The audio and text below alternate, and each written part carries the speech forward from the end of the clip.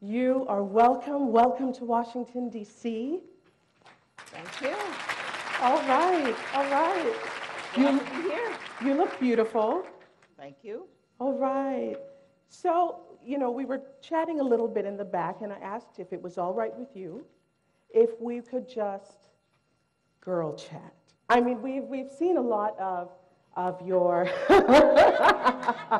When I say girl chat, I mean get to know a little bit more about the president herself. After all, this is her memoir, right? So it does give us, we want to get a little bit more insight about you, the person. Is that okay with you? That's fine, but don't carry the girl chat too far. Okay. I will not, I promise. I promise. So, I know people are laughing at me now. Ma's got me straight. So let's start from the beginning.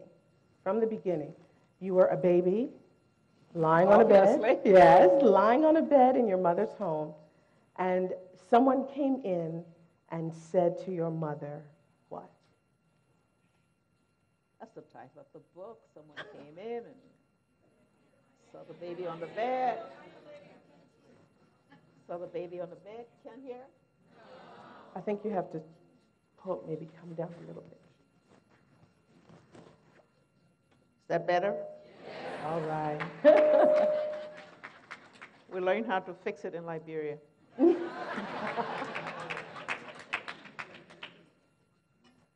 Someone came, an old man, came and saw the baby on the bed and just looked and said, for some reason, don't know why he was so moved, but gave what may have been a prophecy and just said, "Oh, Martha, my mother's name, this child will be great."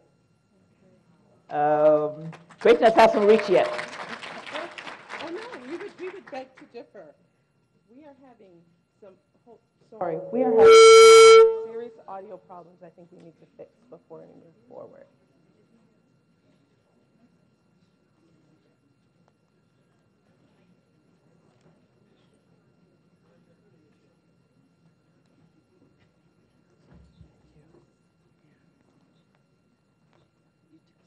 Okay.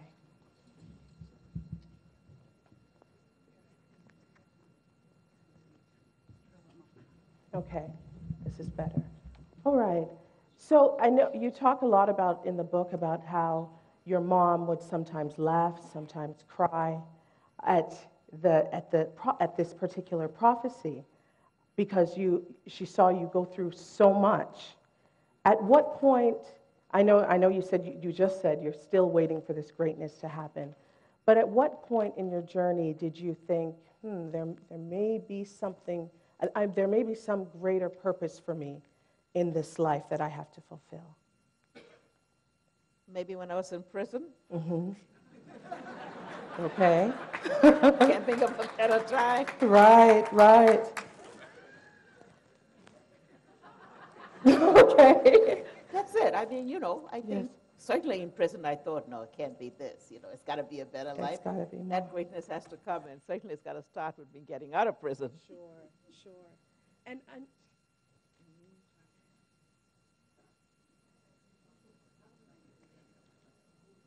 you hear me? Okay. I will hold it in my hand. Is this better?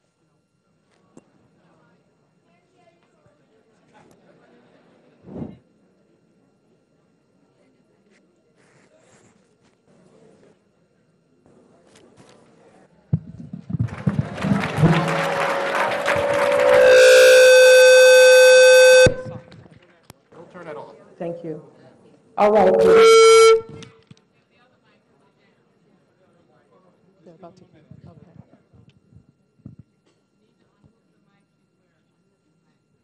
They're trying. I'm off. As long as I'm off.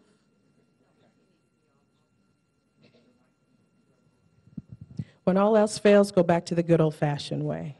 All right. So in reading this book, I have to tell you, there were so many times, you spoke of when you were in jail, there were so many times that I read, okay, she was in jail, all right, and you came out of jail. Well, first, you came out of jail and you looked so teeny tiny. And then I would think that the first thing you would do is maybe go home and lay low for a minute. I saw the pictures of you with your hand in the air and in the Jeep and going through the streets, and it almost seemed like you had no fear.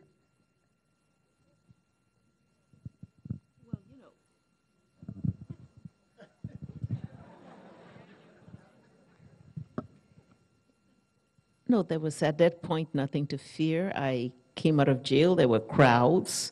The crowds were jubilating, very pleased that we were out.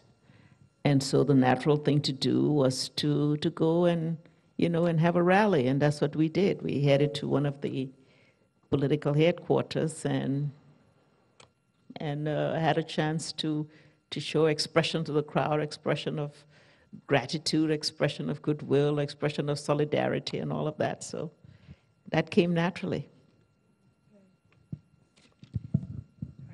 Yes, I do. Okay, so in the beginning of the book, you dedicate the first part of the book to the people of your country, but the other part of the book you dedicate to your mom, Martha. Tell me about Martha Johnson.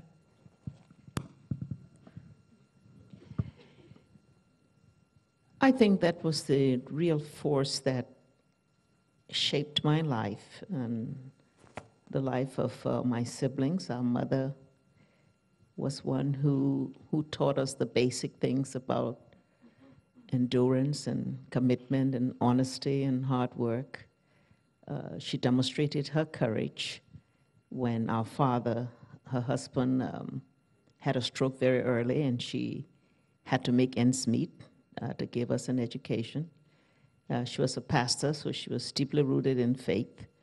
And so we grew up in a family home based on prayers and faith and hard work. And I think everything that represents the character in me may really have come from her and the upbringing that she did in our family.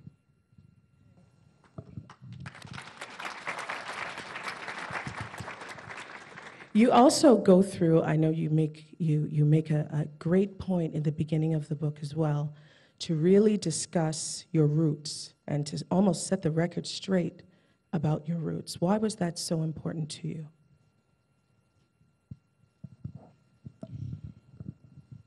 The book is not only about my life story, but I hope in certain small ways I've captured our nation and its history, its beginnings, its triumphs and its tragedies. And for me and the family, our roots was, like I say, we perhaps bridged two worlds in that my father was 100% indigenous. He was the son of a Gola chief. His mother, my maternal grandmother, was illiterate until she died, never even came to the capital city. My mother was 50% indigenous from Sino County, but happened to have been wed to a German trader who left the country when she was at an early age because Liberia declared war on Germany and they had to leave. And so in a way, we represented both worlds. I mean, we never forgot our rural background. They never forgot their roots. So we always went back to the village for village life. But at the same time, they were given to settler families, and so they were able to get an education. And in a way, you might say over time, through education and profession, they also became part of the elite class. And so, that very complex background, in a way, represents the complexities and the contradictions of our own nation and its beginnings and its evolution over time and the experiences that we had. I hope that I tried to capture a little bit of that in the book. You most certainly did. You most certainly did. And what I appreciated about the book was that it taught me a lot of, I didn't know. I thought I knew a lot, but it's also, the beauty of the book is it's also a great history lesson, and if that was what you were setting out to accomplish, you certainly did do that. You certainly did do that. Thank you. All right.